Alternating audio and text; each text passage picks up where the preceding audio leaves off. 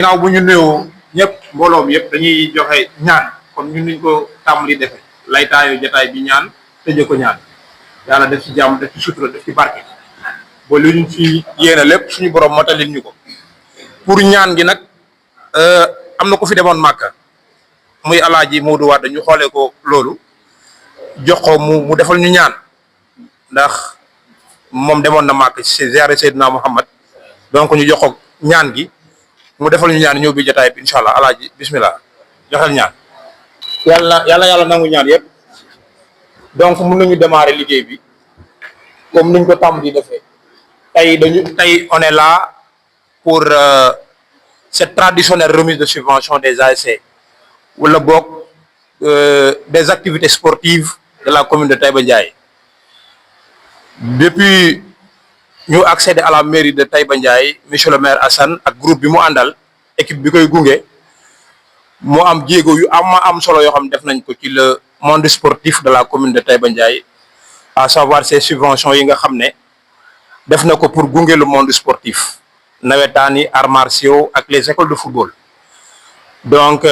subvention bi mu am fu mu ko fekk am fu mu ko yóbbu ñun ñëpp xam nañ ko jarul ñu ciy dellu si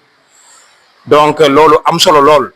tey nag Abdoulaye Diop moom moo ko fi teewal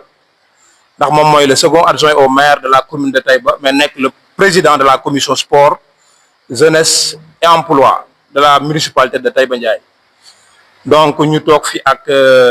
monsieur Khar Diop moom tamit bokk ci commission sportive Omar Malle Amdi Wade Thierno Sonko ñu feggoo ak les deux présidents ak les représentants des ASC qui sont ici présents Modou Wade aussi moom i tamit un proche collaborateur du maire lépp lu ñu liggéey moom tamit mu fekk ko jàpp ci mi ngi fi toog aussi donc mën nañ ni toute la municipalité est là représenté fi kilifa gi muy monsieur le maire Assane Ndiaye donc du ñu guddal subvention yi ni muy demee mooy zone 1 17 ASC la am zone 2 am 9 ASC le tout foog naa c'est 26 ASC 26 ASC kenn ku nekk dañ la jox une enveloppe de 150 000 par ASC 150 000 fois 26 c'est 3 900 000 subvention des deux zones zone bu nekk dañ la jox une enveloppe de 500 000 francs qui est égal à 1 million de francs CFA. École de football yi on a recensé 9 écoles de football les 9 écoles de football kenn ku nekk ñu jox la une enveloppe de 50 000 francs pour subvention ça fait 450 000. Arts martiaux aussi on a recensé 4 clubs yoo xam ne ñoom ñoo nekk di compétir maintenant au niveau de la commune de Taïba Ndiaye benn bi di 8 villages Gadou Ngomen Ndomor Mamba bu Kër Mallé kenn ku nekk ñu war a jox une subvention de 100 000 francs ça fait 400 000 francs léegi soo boolee lépp subvention yi nga xam ne moom leen destiné pour le monde sportif de la commune de Taïba à savoir pour les associations sportives et culturelles mooy les ASC les arts martiaux ak les écoles football ñu ngi toll ci 5 750 000 francs yoo xam ne tey war nañ ko distribuer jox ko le monde sportif de la commune de Taïba Ndiaye loolu nekk ci initiative boo xam ne mooy dugg ci programme bi monsieur le maire am pour gunge le monde sportif jàppale ñi nga xam ne mooy les jeunes pour li nga xam ne ñoom ñoo koy doxal actuellement muy sport culture ak lépp lu ci aju donc ñi ngi ñaanal ñëpp jàmm di ñaan suñu borom yàlla defal ñu tawfiix ba mébét yi nga xam ne maire am na ko ci la jeunesse suñu borom mottali ko incha allah ba mu àgg fu kawe suñu njort en tant que jeune. balaa ñuy joxe orateurs yi rek ñu remercier bu baax a baax le bon déroulement des activités sportives ci stade bu 8 villages yi ndax wax dëgg yàlla bi ñu commencé ba léegi gis nañu ni les activités se passent à merveille bu ñu nee se passe à merveille mooy que gisuñu fa benn violence noté wuñu ko les rencontres se passent très bien teel a commencé teel a tas ku nekk dem ñibbi kuy gagné ci fair play yi foofu la ñuy woo ASC foofu la ñuy woo jeunesse bi fa la ñuy woo aussi zone 2 bi nga xam ne démarré guñu moom la ñuy supplier aussi di ko ñaanaat président yi ñu gën a sensibiliser waat les ASC ñu gën a accentuer ci loolu la violence parce que la violence bokkul ci li nga xam ne moo di sport dafa war a lié le football moo war a boole naar ak tukulóor ak tubaab ak nit ku ñuul ñu war a mën a toog ci benn plateau wala boog joxante loxo ci benn terrain loolu sport rek moom moo ko mën donc au niveau communal ñu ngi ñaan suñu borom yàlla musal ñu ci violence boobu noonu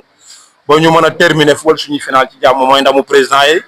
mooy ndamu président ASC mooy ndamu monsieur le maire mi nga xam ne moom mooy génne les subvention bi di ko jox xale yi. beneen bi ci topp feneen fu ñu leen di woo parce que dañoo gis ne ASC yi dañuy miser wu totalement ci la lettre S muy le sport tout simplement alors que la culture dafa bokk ci les ASC ñu war ko accentuer ñoom it ñu koy organiser des activités culturelles des activités humanitaires lu mel ne ay reboisement et consorts yooyu yëpp dafay baax ci ASC aussi dafay yokk monsieur le maire mi nga xam ni ak équipe bi na àndal ñoom ñooy joxe subvention yi boo ko defee ñu gën a sawar ci jox li nga xam ni moo di ASC yi seen subvention yooyu. donc dañuy pour ne pas tarder pour ne pas monopoliser la parole dañuy continuer ni nga xam ni noonu la programme bi war a demee mooy le maire va prendre la parole muy monsieur Abdoulaye Diop nga xam ni moom mooy yëkkati kàddu monsieur le maire bu ñu paree ci Abdoulaye Diop mu yëkkati kàddu monsieur le maire ñëw ci historique bi tenir li nga xam ni intervention mu accès ko fi mu ko war a accès bu paree nag ñu jox Xaar Diop moom xam ni moom il est le rapporteur de la commission sport jeunesse et emploi de la mairie de Taïba Ndiaye suñu paree ci Xaar Diop en tant que membre de la commission ñu jox Issa Ndiaye moom xam ne mooy le président de l'interzone suñu paree ci Issa ñu jox monsieur Bou Diop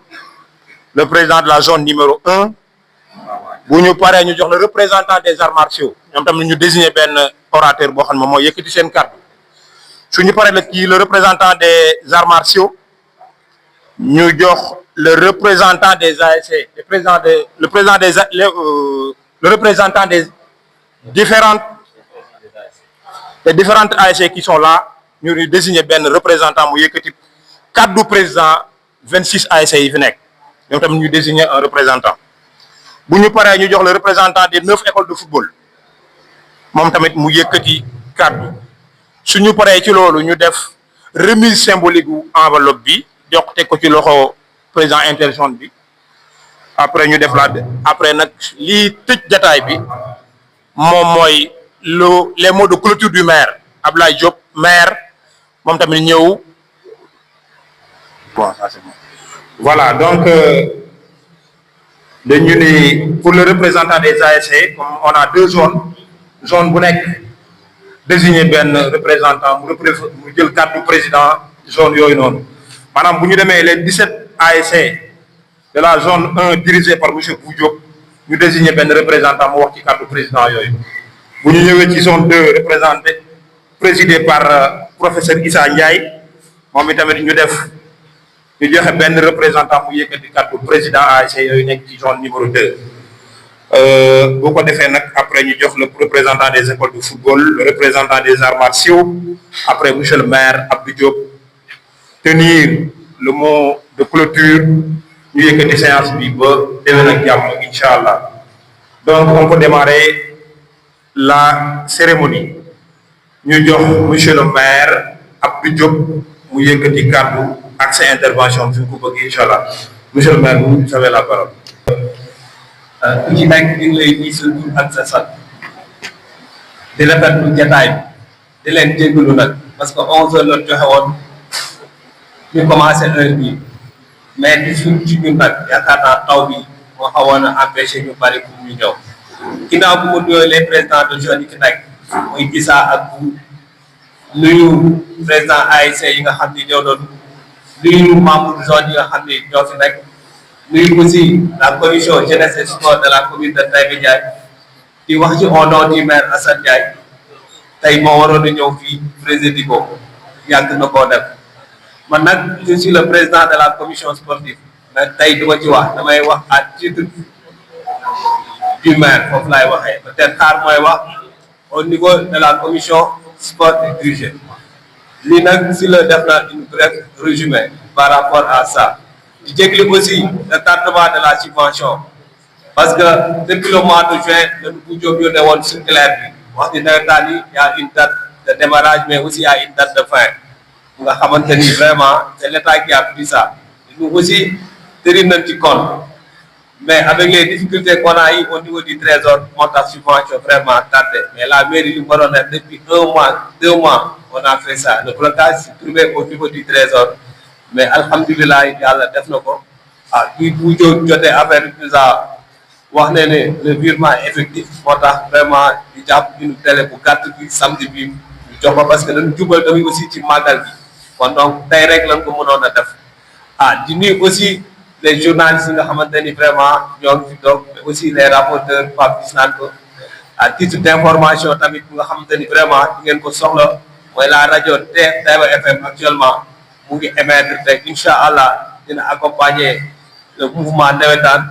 dinañ ci soxla yi nga xamante ni vraiment dinañ ci doon nekk di rapporter match yi le doyen Pape mu ngi nii les autres aussi ñu ngi fa incha allah bu ñu jógee fii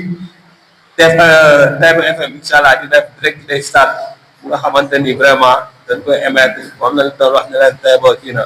beneen bi à titre d'information aussi tamit bëgg naa ci ñu wax ko peut-être si la ko fàtte mooy par rapport avec la coupe du maire boobu moi j'ai discuté avec vous et Issa ñu xool nan lañ koy dérouler parce que tamit on a un calendrier bu nga xamante ni c'est l'État qui a pris ça normalement le 15 octobre nawetaan warul am mais compte tenu aussi avec les nombres de matchs yi nga xamante ni daaw dafa bari woon comprendre nga par exemple sax équipe yi dañ doon sonn parce que boo gisee benn équipe bu engagé 3 compétitions yooyu budget bi tamit dafay métti moo tax cette année ci daal j'ai discuté avec le maire son conseil ñu ni suñ mënee commencer à partir du quart de finale ñu commencé fa vraiment pour mu gaaw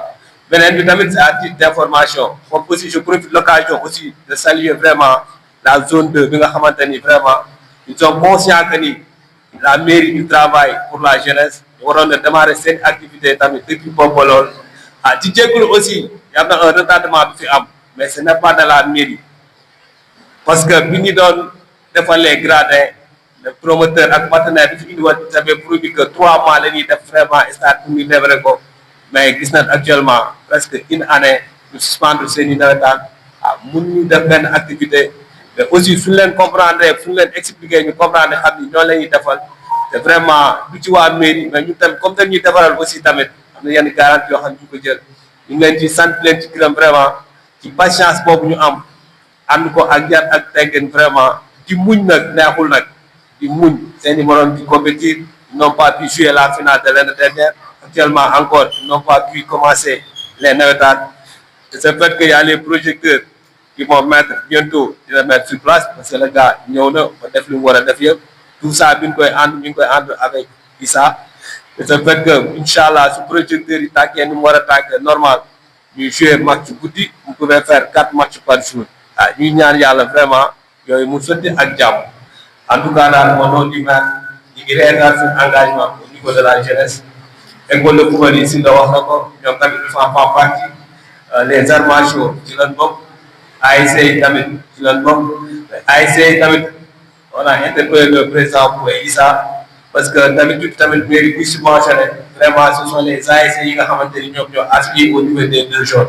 yooyu vraiment lan mën a subventionné di lancer waat un appel aussi à nos amis des écoles de foot parce que ñoom école lañ yore donc war a réglementé wu parce que cette année ci bi defee notre enquête bi peut-être ñi ci mooy formaliser wu bariwul mais mënoo jox benn école bàyyi beneen école mais di leen lancer un appel pour l'année prochaine inchallah avant boobu ñu am tous les papiers nécessaires yi nga xamante ni day reconnu par la fédération di ko à la mairie nga xam su boobaa subvention bi bu leen subventionné du am benn problème yooyu daal grosso modo à titre d'information bi nag coupe du maire bi nag ni ko xalaate woon je ne sais pas est-ce que les 2 zones ak les présidents ASC dinañ ko valider dañu valider woon compte tenu du temps bi ñu am si la zone les 5 premiers de la zone de Boudiop plus les 3 premiers de la zone de Issa mu nekk 8 équipes ñu démarrer en quart de finale en tout cas loolu la retenu avec la commission sportive avec le maire je ne sais pas est-ce que ça sera accepté par les zones je ne sais pas c'est un débat de toute façon ñu débat daal mais daal vraiment la mairie avec le maire ñoo noonu lañ ko bëggee suñ proposition nag suñ bëgg-bëgg la nag comme yéen ay fubal aussi tamit ñëpp xaw leen lu jaadu ak temps bi forcé wul leen tamit suñ gis-gis la rek ñu proposé ko boo gisee woote wu tamit on a un problème de temps vraiment bu nga xamante ni pour dajale les zones pour discuter moo tax ñu président d'information bi nii ñu ngi gërëm aussi les présidents des ASC parce que nekk président aussi tamit dafa metti depuis ba léegi commencé ngeen yéen a ngi fubal la somme qu'on vous donne peut-être ce n'est rien c'est à titre symbolique parce que ku nekk un président benn match rek qui dépense plus de 600 000 donc surtout on donne 150 000 durant une année loolu da ngay xam ni du dara mais aussi tamit la mairie amaat na yeneen préoccupation da koy def au niveau de la jeunesse par exemple il y a les constructions au niveau des stades yi ñuy def suñu jëlee le stade de Taïba Ndiaye on a commencé vraiment à faire le bloc bi nga xamante ni pour les tickets la le local technique bi nga xamante ni foofu lañuy def le coffret bi plus les toilettes yi nga xamante ni c'est une vieille doléance bi nga xamante ni yàgg nañ ko solliciter au moment où je te parle l'entrepreneur mu ngi foofu di koy commencer di koy exécuter suñ paree bu projecteurs yi ñëwee avec notre partenaire aussi ñu ngi dox di xool ba nga xamante ni vraiment au niveau des villages aussi il faut mënaate am ay projecteurs yoo xamante ni nga xam la commune dafay doté wu ñaari stade yoo xamante ni il y a aussi on a un autre partenaire qui va faire bientôt aussi les synthétiques wax nañ ko defali un projet de budget boo xamante ni su ko defee daal si on voit que ni dans les deux stades avec le budget qu'on a bu ko ci mënee def on le fait bu ko mën aussi tamit ñu jiwaat vraiment partenaires yi pour ñu def ko xam ne ni daal on est avec vous de tout cœur vraiment pour l'épanouissement des jeunes de la commune de Taïba en tout cas maa ngi leen di nuyu di leen sant lii mot de bienvenue la mot d'ouverture bi la xam naa après gars yi dinañ jëlaat kàddu gi di ci war a wax yëpp dinañ ci wax après on fait le mot de la clôture ñu ñaanalante en tout cas ñi ngi jégalu ñëpp ci retardement bi vraiment ci subvention bi war ngeen koy jot à temps bëgg nañ tamit mu gën a yokk dans les années prochaines aussi mu yokk mais ñu xam aussi tamit on touche dans tous les secteurs après suñu jógee bi aussi tamit il y a la culture aussi on va faire des journées culturelles peut-être la commission culturelle avec aussi ñi nga xamante ne dañu yëngu ci culture bi mooy ñi fi doon organiser par exemple les de danse là daaw c'est président Ablaye Diabé initié ça là comment il s'appelle les journées culturelles bi nga xamante ne lépp guddi kii ñoo ko jëloon cette année-ci aussi tamit la mairie est prête vraiment de les accompagner aussi tamit parce que tout ça c'est la culture et nous devons valoriser ça avec la radio aussi tamit on va vulgariser vraiment tout ce qui est culture au niveau de la commune de Taïba Ndiaye en tout cas je ne peux pas redurer foofu laay wàcce kàddu yi di leen gërëm di leen sant ma war a jëlaat kàddu rek ma jël ko actuellement damay wax ci au nom du maire je suis le président de la commission sportive damay bàyyi xaar xam naa ma kon ne maa ngi sant ñëpp di gërëm ñëpp yàlla na ñëpp defal jàmm wasalaam merci beaucoup et je vous remercie pour tous de votre aimable attention merci beaucoup. Jërëjëf monsieur le maire pour ces mots d'ouverture et d'éclaircissement. Merci, tu as fait l'état des chantiers enclenchés par le maire ak mébét yi nga xam ne aussi am na ko ci le monde sportif en termes d'infrastructure et de chantier yoo xam ne ci la ñu jëm di ñaan suñu borom àggal ñu ci jàmm incha allah jërëjëf kaddu yi am na solo donc ñu continuer jox monsieur Khar Diop le rapporteur de la commission sport culture et emploi de la mairie de Taïba Ndiaye Khar bismillah. asalaamaaleykum mbooloo mi ku ci nekk ñoo lay nuyu ci sa tur ak sa sant di la balu àq te di la bal àq tey ñaan suñu borom boole ñu jéggal xam naa monsieur le maire en tant que président de la commission mënoon na wax en mon nom comme que il est là pour le maire moo tax ma profité ci pour jël parole bi en tant que le rapporteur de la commission jeunesse sport emploi et culture di préciser ni commission boobu il est composé de 4 membres à savoir monsieur le deuxième adjoint au maire en tant que président ensuite il y a monsieur Amdi Wade qui est là en tant que membre. Il y a aussi Cheikh Ahmadou Bamba Ndiaye qui est empêché et moi-même qui est le rapporteur de cette commission. di leen sant nag vraiment ci présence bi ngeen ñëw massivement bon da wax ne commission bi comme son nom l'indique ñu ko tëggee jeunesse sport culture emploi bon ñuy wax ne rek commission bi yemul rek ci le mouvement navétane il y a la culture ñu ngi ci biir foofu ñuy profiter de lancer un appel solennel aux ASC que ni seen programme yi ñu ciy boole le volet culture bu nu ko defee peut-être def ko un programme bien ficelé pourquoi pas la mairie di leen ci jàppale pour volet culture boobu gën a fës wala mu fës trop comme ni nga xamante ni noonu la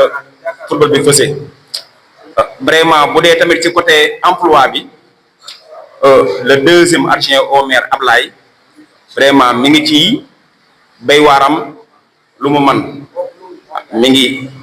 conseiller jeunesse bi mi ngi leen di encadrer ba pare moom tamit aussi tamit yàlla dogal na tamit chef d'entreprise la mi ngi recruter ay jeunes kon moom mi ngi béy waaram ci commission boobu bu dee wàllu information bi bu dee wàllu déploiement bi yooyu yëpp vraiment lu mu si man ñu ngi ko siy def kon encore une fois ñuy lancer un appel solennel ci mouvement navétane la nekk ku ne xam ne navétane ku ko wax affaire jeunesse ku wax jeunesse wax fukk ku wax jeunesse wax sportivité kon dañuy lancer waat un appel à travers les représentants yi fi nekk ñu xam ne sport bi c'est un facteur de cohésion d'union mais pas de violence kon à travers la voix de monsieur le deuxième adjoint au maire représenté fi le maire mooy de lancer un appel solennel à ce que ñu def navétane avec violence zéro ñu ngi leen di jégaluwaat ci toogaay bi yàgg na parce que 9 heures lañ joxe woon mais xaj na taw beeg yooyu ak yeneen activités yu fi am mais vraiment ñi ngi jégalu ñëpp di jaajëfalaat ñëpp di wàcc foofu suñu kàddu mais mënuma terminer sans aussi tamit remercier ñi nga xam ne moom la bokkal liggéey bi suñuy collaborateur monsieur Omar Malé Diouf mi ngi nii à nos côtés monsieur Thierno Sonko mi ngi nii le chargé de la communication Massila Seck sans oublier El Hadji Modou Wade vraiment ñoom ñëpp dañuy jàpp ci liggéey bi kon c'est le moment de les remercier vraiment merci beaucoup ñu ngi jégalu waat bu baax a baax. benn information de taille bu ñu dab ci yoon bi Makuba merci de signaler ça donc nee na école football yi au lieu de 9 c'est 10 écoles football dañoo omettroon benn école football merci beaucoup. Après Mamadou Sall hier il a appelé comment dirais-je Mbengue dañ ko di Taïba Ndiaye benn bi dafa bàyyi woon ñun 4 lan jàppoon au niveau de Taïba Ndiaye mu ni benn bi dafa bàyyi woon comprendre moo tax ñu retiré benn Taïba Ndiaye conserver noo fi mais comme nee nga ñëwaat na non amul problème on va tenir compte de cela amul problème ñu continuer quoi. football yi ñu xool ba xam ndax ils sont présents yaakaar de Taïba Ndiaye le Guney Ndomor Guney Ndomor nekku fi présent mi ngi fi Espérance de Taïba Ndiaye non y a pas quatrième bi ngeen toog quatrième bi Mor Ndiaye de Taïba Ndiaye Taïba Académie foot de Taïba Sanc Mor Ndiaye de Taïba Ndiaye anam waaw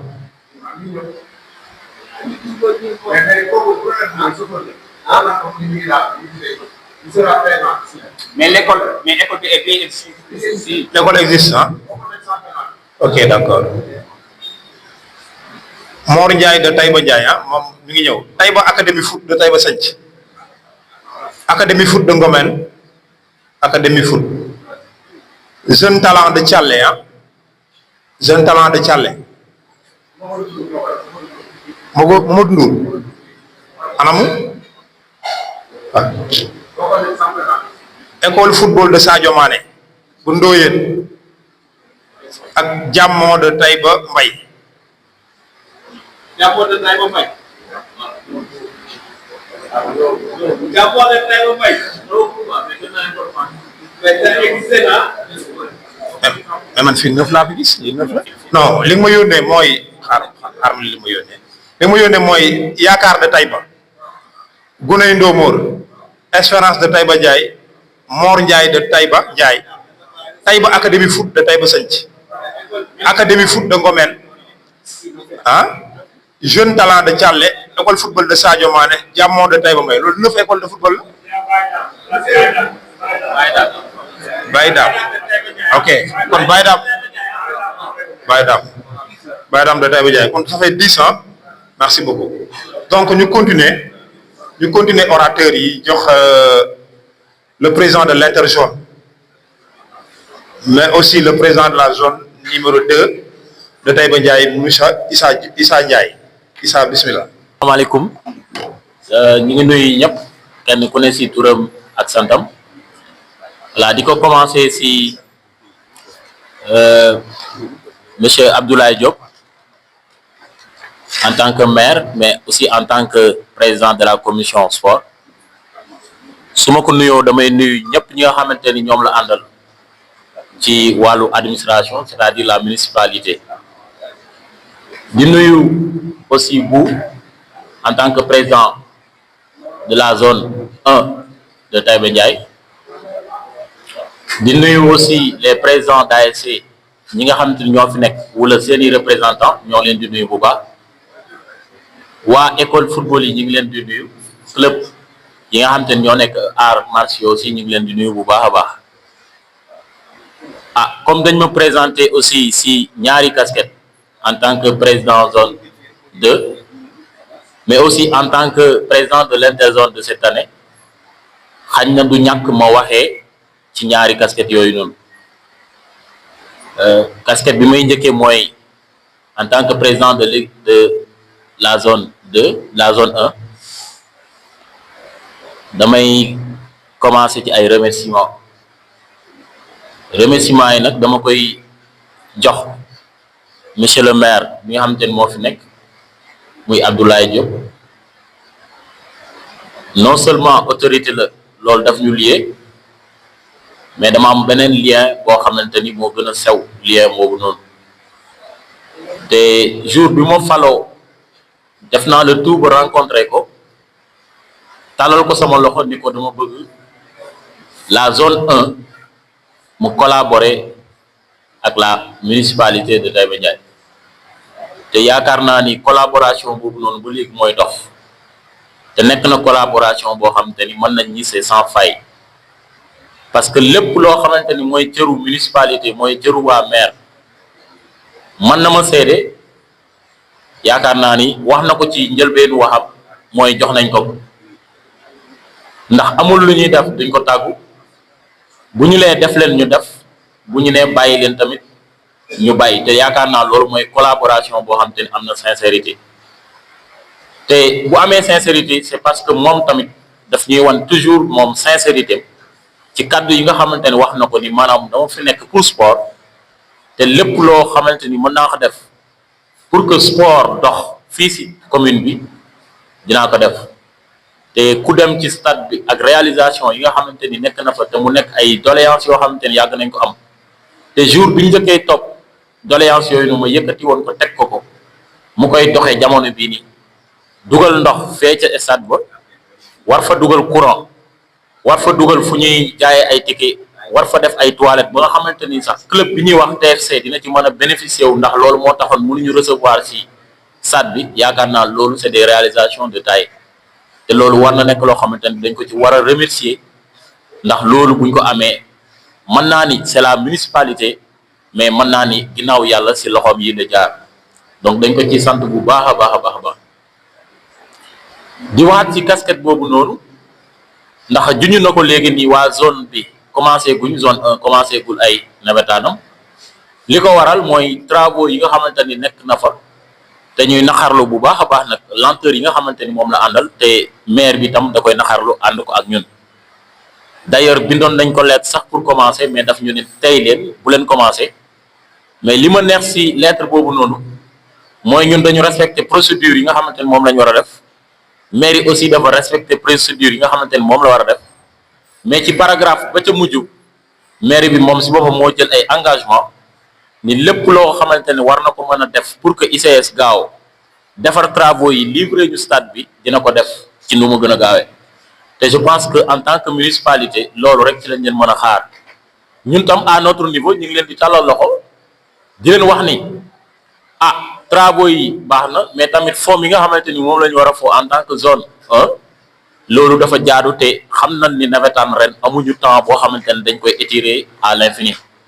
loolu ñu ngi leen di ñaan ngeen jël ci compte bu baax a baax ba heure bu ngeen xamante ni rek terrain bi nekk na terrain bu praticable ngeen bàyyi ci xel ngeen jox ñu fubal ci comme ni ko Daaru defee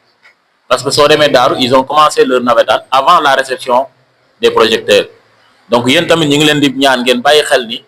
suñu demee ba nga xamante ne les travaux avancent ba le terrain devient praticable que mairie bi mu jël ay responsabilités mu jox ñu le terrain ñu fubal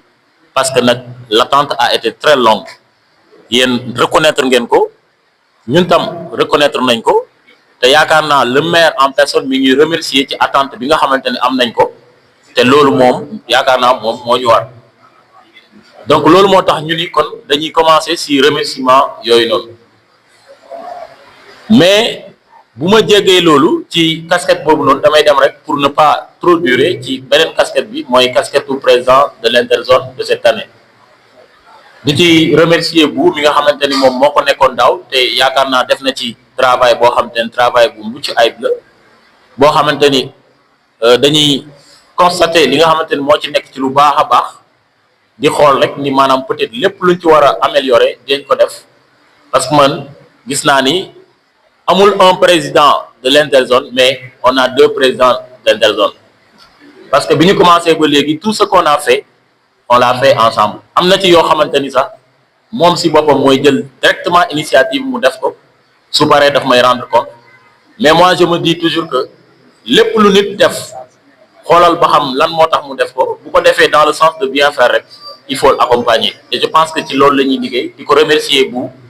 ci loolu bu baax a baax bon di ko féliciter aussi le fait que mu tàmbali ay nawetaanam nawetaan yu nekk wax dëgg yàlla yu am niveau nekk ay nawetaan yoo xam te ni ñi ngi koy fubal te violence bi wax dëgg yàlla amu fi loolu moom dañ ciy invité waat ñëpp parce que loolu rek moo mën a tax sport mu gën a mën a développer fii si Taïba mais sport lu ñuy wax violence amu fa place képp kuy dem stade te di fa yóbbu violence sa place kër ga la te kër ga sax violence amu fa place donc le sport loisir rek moo ko war a tënk te bu ca génnee rek amatul sens interzone nag day kontaan di remercier la mairie ci lancé bii nga xamante ni ci la nekk te at mu jot mu ñuy jox subvention boo xamante ni foo génn nga wax ko dañ leen naan yéen am ngeen chance mu subventionner les équipes à 150 000 francs ASC bu nekk subventionner aussi les deux zones zone bu nekk mu subventionner ko ci 500 000 loolu dañ leen ci remercier di ci kontaan mais tout en remarquant aussi que daaw tamit loolu lañ defoon daaw defoon nañ ko nii ñu ko defee mais li ma ci wax rek mooy man je vise toujours plus haut mooy lépp loo def ren mu rafet lépp loo def ren mu baax damay jàpp ni soo ca delluwaatee di ko def war nga ko def ci anam bi nga xamante ni mooy gën a baax ci côté boobu wax dëgg yàlla su ma sañoon ngeen inscrire ci lancé boo xamante ni lancé d'amélioration lay doon maanaam chaque moment rek lépp loo leen def ngeen yokk ko dolliwaat subvention yi parce que ASC yi soxla nañ ko trop boo jëlee tey jii nii ak ASC bu mel ni par exemple Ndomor nga jël ASC bu mel ni par exemple Yaakaar nga jël ASC bu mel ni Déggo subvention 150 000 boo ko xoolee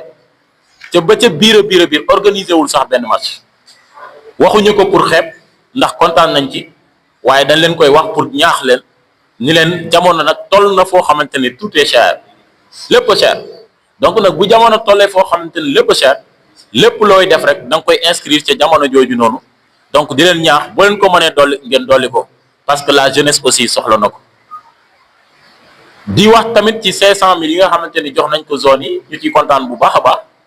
waaye di wax ni toujours rek xam ngeen ni sécurité dafa cher di wax tamit ne arbitrage yi dafa cher te président bu duma bàyyi may wax loo xamante ni amul chaque année presque dañuy yokk seen arbitrage day yokk carrément te loolu bu ñu koy dul jël en charge rek dañu ci jàppale ah ñun kat ay représentants rek lañ fi parce que sport bii ñuy def mairie bi lañ koy defal boo xoolee parce que bu sport bi amul woon xañ na leneen am moo tax sport am solo donc bu ngeen ñu ci mënee jàppale rek ngeen jàppale ñu ci parce que dañu nekk ci stade yoo xamante ne la plupart du temps parfois am na ci match yoo xamante ne dañuy am ay déficit loolu ngeen jàpp si bu baax a baax a baax te boo xoolee ci ordre de recette yi li ci zone di am dafa néew trop li ci ODCAV di am sax parfois mooy ëpp li ci zone bi di am donc loolu ñu ngi ci attirer seen attention bu baax a baax beneen bi mooy fi may jeexale monsieur le maire tudd na ko léegi nii te mu jëmale ko ci l'organisation de la coupe maire mu proposé ci aussi zone 1 mu proposé 3 équipes zone 2 mu proposé 5 équipes ñu commencé quart de finale demi-finale finale loolu am na solo trop mais li ma ciy wax rek en tant que président de l'interzone mooy lu mel nii doon na baax ñu am ci ay rencontre am ci ay ndaje waxtaane ko ba tënk nga xamante ni bu ñëwee fii dañuy dérouler directement foofu laa doon xaare te maa ngi ci doon xaar aussi subvention yi bu ëllëgee bu ngeen ci dee travailler soo leen ñu mënee woo en tant que président de l'interzone ou bien en tant que les 2 présidents des zones ngeen woo ñu ci ñu travailler ensemble parce que je pense que ni loolu mooy li gën nit loo koy defal rek soo ko mënee woo nga waxtaan ci ak moom avant yaakaar naa ni loolu du ko yàq parce que du ñu def mukk loo xamante ne day yàq sport fii si commune bi nga xamante ni fi lañ nekk donc di leen bàyyiloo xel ne rek bu ëllëgee ba leen ñu ci mënee woo ñu travailler ndoo si ensemble kon dina am solo bu baax a baax ci proposition boobu nag am nañ ci xalaat mais dama jàpp ni balaa ñu koy doxal monsieur le maire dinañu woowaat bu ñu woowee dañ ci joxe xalaat yi nga xamante ni moom lañ ci gëm mais li ma ciy junj rek mooy les navétanes li ci ëpp bu du ma bàyyi ma wax lu ma neexul loo xamante ne dama koy wax rek pour lu ma neex bi ñu toogee ci sous-préfet di travailler ci mooy coupe ICS préfet day revenir di ci revenir lu bëri ce qui fait les navétanes c'est le principe d'égalité ce qui fait les navétanes c'est le principe d'égalité mais c'est le principe de solidarité et je pense que moom ngeen doxal depuis le début il n'y a pas différence d'ASC ASC yëpp a yam mais pourtant bokkuñu boo xoolee vous avez fait ça ASC yëpp a yam mais ASC yi bokkuñu il n'y a pas de différence de zone vous l'avez appliqué donc il faut continuer sur cette même lancée parce que il faut toujours ñu jiima def loo xamante ne dañ koy formaliser yàgg naa ko wax formaliser ko de telle sorte que pourquoi pas ñu rédiger benn convention boo xamante ni déwén duñ fi nekkaat naan coupe ICS nii lañ koy fubalee wala ñu toogaat fi naan coupe maire nii lañ koy fubalee il faut rédiger des choses papier ñu bind ko légaliser ko ñu xam ni donc ça c'est un problème boo xamante ne dañ koy dépasser je pense que loolu fa la ñu war a dem en tant que administration donc di saluer aussi ci côté boobu noonu rajo bi nga xamante ne war na ñëw ak accompagnement bi nga xamante ne war nañ ko def si nawetaan yi ñi leen ciy saluer bu baax di leen ci remercier bu baax a baax a baax voilà xam naa donc foofu laay daanale samay kàddu mais di ñëwaat toujours ci mot de la fin je remercie en tant que président de l'interzone mais je remercie en tant que président de la zone 1 de Taïba Ndiaye je remercie vivement monsieur Abdoulaye Diop pour les efforts yi nga xamante ni mi ngi koy def pour voilà le sport de la commune merci monsieur le maire et merci à l'assistance. Merci beaucoup président kaddu yi am na solo dégg nañu ko am na sens aussi de par son contenu de sensibilisation pour les ASC. Vous avez interpellé aussi la mairie, le maire est là sur l'organisation de la coupe du maire, l'augmentation des subventions, aussi la subvention des ASC. wax nga ni nañ leen convoqué ngeen waxtaan ci le maire est là je pense que il va apporter des réponses inchallah su jëlaatee parole beneen bi ci topp peut-être me poser question ñi nga xam ne ñoo ma gën a yàgg ci nawetaan est-ce que la coupe du maire et la coupe des ICS sont prévues par les textes nawetaan après loolu naa bu après mu jox ma ci tuuti leeral donc ñu continuer kaddu yi jox le représentant des écoles de football le représentant des écoles de football non ça faut là maa ngi jégalu de Cheikh bu Diop sama copain dama koy fàtte rek chaque jour après ñu jox le président de la zone numéro 1 monsieur Cheikh Bou Diop bismillah. le chargé de la communication le CC maa ngi nuyu bu baax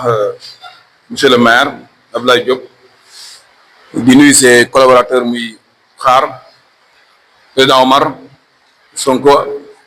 Amdi conseil municipal mais aussi un acteur vraiment buy jàpp ci football bi fële ci localité ba nekk di nuyu donc le président Issa en tant que président de la zone 2 waaye mu doon président donc de l'interzone di nuyu tous les présidents d'ASC des deux zones donc tous les délégués donc des deux zones aussi les arts martiaux les écoles de football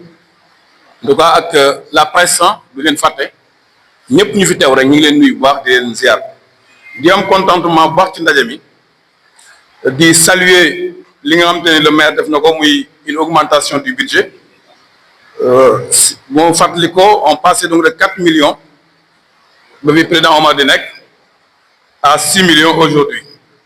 donc là c'est à saluer donc il y a une hausse notoire boo xamante ni la municipalité taxaw na ci bu baax te def na ko loolu moom ñun ñëpp ñoo koy saluer parce que depuis l'année d'avant ci lañ constaté que les ASC dañuy parvenir à avoir une subvention de 150 000 je pense bien que subvention yi doon am président Omar a ngi fii ça tourne autour de 125 120 000 et de suite donc loolu vraiment dañ ci ñaanal le président le maire di ko wax mu continuer ci te ñun ñëpp dañ cee war a jàpp mais foofu aussi dafa am beneen interprétation bu ñu fi am dama ni kon monsieur le maire le revoir aussi donc ce budget là et pourquoi je le dis ñun zones yi nii dañoo sonn ci nawetaan bi les zones et les ASC parce que monde bi ñu nekk léegi peut-être bu jëkkoon nawetaan ni méttee woon métteewuñu ASC yi amoon ay moyens rek ñoo def uti mercenaire mais actuellement daanaka boo xoolee ñoom ñëpp dañuy dem uti ay mercenaires c'est extrêmement difficile donc monsieur le maire ci suñu xalaat bu gàtt ñu gis ni budget bi dañ ko war a revoir pourquoi parce que bu njëkk le budget était destiné seulement aux ASC mais tey boo xoolee on a les ASC am nañ fii les écoles de football mën na leen dugal ci biir mais bu njëkk noonu lañ ko daan defee on a les arts martiaux ñëw nañ fii présent ñooñu kenn mësu leen woon doon subventionné donc donne bi dafa changé comme donne bi dafa changé bu ñu augmenté pour les ASC dañu war a jëlale en compte les écoles de football jëlale en compte donc les arts martiaux ba budget bi gën a yéeg ndax am na solo ngeen bàyyi ko xel bu baax benn bi mooy ñu jéem a travailler ñun on est là pour toutes les structures sportives ñëpp lañ fi nekkal mais boo xoolee la zone mooy porter tout le combat budgétaire ñooy fexe ba xaalis bi génn ñooy déposer suñu papier ñooy def lépp mais en général en contrepartie les zones ñun dañu am problème te li may wax nii ASC yi dañ koy xam dañu football ba pare actuellement du ñu am ASC bi doom dara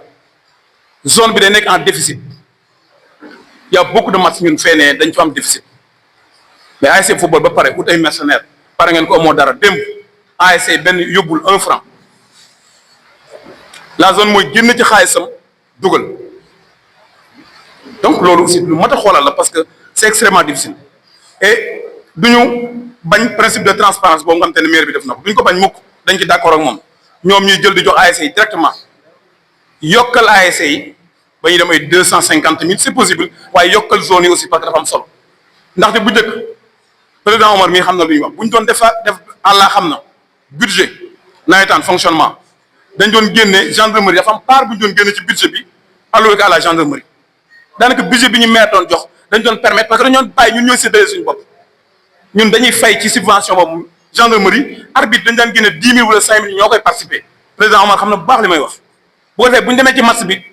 ab 10 000 wala 20 000 la ñuy génne dugal ko ci sécurité dugal ko ci donc arbitrage pour que les ASC mën a am dara mais maintenant mënatuñu am loolu gendarmerie on paie 40 000 sécurité 40 000 plus les bénévoles ça tourne autour de 65 000 ou bien 70 000 sécurité bénévole bi da nga koy fay kenn kon da nga leen fay ñoom xam nañu nga dem arbitre 30 000 alors bu jëkkoon président Omar xam na ko li ñu mairie bi jox ci la ñuy faye genn wàll gi li ci des ñu jëlee ko ci terrain bi mais léegi lépp ci terrain bi lay jógee parce que amatuñ doole donc on est en train donc de mener une politique financière bu ñu permettre au moins sax ñu mën a subvenir à certains besoins mais c'est extrêmement difficile ñu xoolaat loolu jàppale ñu ci beneen damay interpréter directement monsieur le maire parce que man je fais partie donc des gens qui ont contribué donc au décaissement donc du budget. Le budget général était donc de 6 millions mais d'après lecture bi moom on a 5 millions 750 000 donc waaw non donc moom laa amoon au départ quoi peut-être da ngeen am benn rajout bu ngeen def moo tax donc 5 millions 750 000 donc il y a une somme qui reste et là on a besoin donc de savoir ASC lañ ko destiné woon moom lañ ko viréel mais au finish on n'a pas donc les 6 millions là aussi bëggoon naa ci am ay éclaircissement. Troisième élément bi mooy les infrastructures au niveau donc des villages c'est extrêmement difficile. Au début la mairie nous avait bien accompagnés mais maintenant on nous a laissé dans une situation chaotique il faut le dire ndox on se débrouille bon cette année-ci dañoo am benn avant sax bon le maire a développé une certaine compréhension muy Ablaye Diop mu ne recettes yi ngeen waroon jox mairie bi dañ ko koo ñaan aussi ñun on a fait cette demande là pour mu bàyyi ñu fay ko ndox mi nga xam te ni dañ ko fa amoon. Les toilettes depuis démb laa envoyé ñit pour que Pape Gora peut-être il est là pour mu dem xool le budget bi ñu fa war a def parce que dafa am liggéey yu ñu fa def ñun ñoo jël tout en charge. L'électricité fan lañ ko jëlee ci école bi et on a négocié longuement doon fay ay cartes donc jusqu'à présent biir SAD la mairie demul dugal fa courant ci biir SAD bi def ko bu dee ndox ñun ñooy fay même suñu génnee vacances sax dañ naan ñun ñoo koy fay donc je pense que am na yoo xamante ne aussi war nañ ko xoolaat les réfections début d'année ñooy def ñun on a dépensé plus de 700 000 ci ay réfec defaraat fay xaalis. Mais là aussi, il faut qu'on corrige cela. C'est ça, je le dis aussi devant tout le monde. Nous, quand on a une finale de CNP, on écrit le maire, on ne donne rien. Je le dis tout le temps, parce qu'il est le temps, le moment de le dire. On ne donne rien parce que nous avons alors que li ñu manque bëri na léegi nag li ñu am ci match li ñu ci mën ñu ngi koy def pour 5% li ñu ci mën je dis bien dama ni le maire on a discuté longuement moom il a compris. ma ne ko bu ñu amee bu ñu gagné lu mu tuut aussi néew dañ la jox mais bu ñu pertee nag c'est extrêmement difficile même fekkee ci recette brute bi nga ko war a jëlee ñu la koy jox parce que loolu xam naa bu ñu la ko ñaanee sax nga may ñu ko donc loolu aussi dañ ko ci remercier parce que boo ko neexoon ma ni recette brute yi ci ngeen ñu jox mais aussi day métti bu boobaa ci ñun parce que moo njaboote ñëpp donc bëgg naa ñu xoolaat le statut du stade des villes-villages projecteur vous savez bien que c'est une nécessité maintenant dans la commune de Taïba Ndiaye bu tàkkee fii da war a tàkk fële c'est normal fi ñu toll moo tax Mboro da koy am Darou Khoudoss am ko ak Taïba Ndiaye aussi mënuñu benn parti am beneen parti amul loolu foog ñu travailler ci on le dit donc pour l'intérêt général stade bii nii kenn gënu ma cee sonn souvent y a des gens yoo xam ne duñ comprendre sax li lu tax man may war a wax ci stade bii nii dama ci wax bu Taïba bii parce que man le combat bokk naa ñi ko mën ak Ablaye Niang Faye doon woon woo sax Ablaye man la doon woo maa njëkk a ñëw ci stade bi dem visite de terrain ñu woo Ablaye ñu ñëw ak donc les délégués donc de la zone 2 ñu ñëw travailler ci et jusqu'à présent damay poursuivre donc les travaux bu ma ci amee lu ma jox dama ci wax donc ñu on est là pour toutes les ASC on est là donc pour cette commune de Taïba Ndiaye donc infrastructure monsieur le maire la question de l'eau on aimerait bien que ñu am maire bi jàppaleñ ci l'électricité bon actuellement on s'est débrouillé et avec donc peut-être donc l'aide donc de la mairie moom dugg na amatuñ ci benn problème un lieu de culte foo xam te ne dañ fay jullee depuis des années on a même fait des cotisations mais la municipalité nous a interdit de faire une construction parce que fu ñuy jullee dafa xat trop troisième élément foofu noonu mooy ñun dañ ñoo circonscrire dans une petite pièce avec les arbitres il y a une chambre boo xam te ne bu ma fàttali ko ba ñu monsieur le maire di yóbbu di présenter il nous avait montré un bureau c'est pour la zone mais ce bureau là est occupé maintenant par le gardien ñu nag arbitre yi bu ñu arbitre de briefing sax ñoo koy àndandoo nekkandoo foofu noonu te arbitre yi am na communication am te war ñu ko li donc bëgg nañu bureau ba nga xam te nañ ko gënoon pour la zone ñu delloo ñu ko ñu jël ko pour dafa mën a toog di def suñuy réunion c'est mieux donc ci question infrastructure la pelouse synthétique l'heure est arrivée mu am projecteur am pelouse donc synthétique je pense que loolu lépp mën na nekk te jàpp naa ni aussi la mairie mi ngi ci te gëm naa ni dañ ko réaliser gëm naa ko et loolu mooy sama souhait bu gën a mag di ko ñaan di ci àndandoo ak ñoom nag pour que ñu réaliser loolu donc bi ñuy tëjee mooy la coupe maire bon peut-être man du ma ciy interpréter peut-être Issa joxe na point de vue mais man je ne donne pas de point de vue je pense pas que c'est pas le lieu de donner un point de vue am na ndaje mu war a mën a am ñun ñu waxtaan ci les ASC aussi dañuy delluwaat ci base yi yàpp naa ne ASC yi ñoom ñoo war a jox le mot final ñoom la suñu bëggee football yaa benn nit ñi le maire dama ko wax daaw c'est lui moom moo fay match yëpp mais am na loo xamante ne aussi nag amuñu temps mais nga yërëm nit ki sax aussi su ngeen ne da ngeen di tirer waat lépp loolu mënut a nekk il faut que ça soit clair toutes les ASC mënatuñoo bokk ci compétition coupe maire gars yi def un sursaut patriotique bàyyi ñi nga xamante ne war nañoo dem ñu gérer ko football ko bu déwénee ñu jëm ci ànd si waxtaan ci mais bu kenn ku ne dama ko bàyyi sama morom te je sais bien que y a des ASC yoo xamante ne amatuñ doole sax pour participer ci coupe mais koo jox daan damay dem donc nañu bàyyi monsieur le maire bu wootee gars yi ngeen ñu bàyyi tuuti ci la ñu am mu may ko opportunité parce que xam naa ne xaalis sama ci dem parce que man am naa information daaw moo fay match yëpp ku la defal loolu nag bu la ñaanee war ngeen ko mën a may mais buñ fi bëggee dugal les 26 ASC ci benn pot ñu Issa du ko il n'organisera pas du ko organiser man mi du ma bokk ci ñu ko organiser parce que mënut a nekk temps bi jeex na ak coupe ICS mi ngi ci bokk donc ñu xam loolu lépp ñu jël ko en compte li ci des mooy la non violence en tout cas ñu ngi ci góorgóorlu lu ñu mën di ci sensibiliser ASC yi nañ ko bëggee fee noonu lañ koy bëggee fii et nous on travaille en parfaite harmonie parc éolien on travaille avec Issa on est en train de voir un système de parrainage pour que le parc parraine les 2 finales ñu ngi ciy liggéey la coupe ICS on s'est défendu parce que le nawetaan nag dafa am bu ñu dem keroog la réunion peut-être mënoon nañu bañ li ñu am mënoon nañu ko bañam mais on s'est défendu et on a donc des postes clés yoo xamante ni c'est pour l'intérêt donc de la commune de Taïba Ndiaye ñuy woo ASC yi ak président d'ASC yi violence ñu moytu ko amul njariñ su ngeen bëggee aussi maire mi di sawar ci li muy joxe waaye day baax yow nga bañ a xeex waaye day baax aussi ngay def yeneen activité parallèle et là on insiste beaucoup mais les ASC gars yi nangu ñoo def dara lu nu football investissement humain sax boo ko wooyee fee terrain bi faro ay mbuus kenn du ñëw mais loolu fan lañ jëm où se trouve le patriotisme man xaw ma ko la citoyenneté fan la nekk xanaa ci ay wax souvent dama koy tooñaa boo nee je suis un patriote dafa war a bëgg dëkkam et muy joxe li mu am lépp joxe ko mais koo xamante ne yow tu es patriote par sa làmmañ ngeen baal ma mais dafa am loo xamante ne dëkk bi dañ ko war a xoolaat ñun ñu jóg jàpp ci li ñu war a mën a def du football yi rek parce que football seul amul sens foog ñu ci boole état dafa am lu mu wax et d'ailleurs bu ñu toppee la réglementation toutes ces ASC là qui n'organisent pas donc des activités li état bi wax ONCAV àndandoo moom ci loolu noonu mooy waroo mën a compétir dañ la war a éliminer mais on ferme les yeux jàppale leen l'état à travers li mu génne jàppale donc l'ONCAV à travers règlement bi mais jàppale donc la mairie vraiment on peut s'en féliciter monsieur le maire il faut dire au maire que ñu ngi koy remercier bu baax kontaan nañ ci baax parce que vraiment côté sportif bi ñu ngi gis ay avancées notoires stade yaa ngi commencé di ñu bëri dañoo ñëw mais nag ñun dañuy wax dolli leen donc voilà le message que je voudrais dire la presse là aussi dañ koy poser cette question là il faut que ngeen soutenir leen parce que ñun am na dépense yu ñuy jël sax attanuñ ko am na lu ñu leen yéene man j'aimerais bien que ñu presse locale bi amul lu ñu leen jox nañ leen jox nangam jàppale leen la rajo bi war a ñëw moom aussi mu jàpp ci combat nawetaan bi parce que moo ñu mën a permettre ñëpp di déglu et le mouvement nawetaan est très suivi ici à Taïba Ndiaye donc mu jàppale ngeen jàppale leen presse bi jàppale donc la rajo bi nekk fii et là vraiment c'est une avancée bu extrême là bu Taïba Ndiaye aussi loolu aussi on remercie il y a beaucoup donc de réalisations ça il faut le dire vraiment remercier ñu le maire baax yow moom macha allah mais léeg-léeg moom day tàng rek day neex parce que Ablaye moom noonu la mel mais vraiment daaw bokk na ci ñu njëkk a appuyer et le stade de Ville Village là bu fonctionnaire tey jii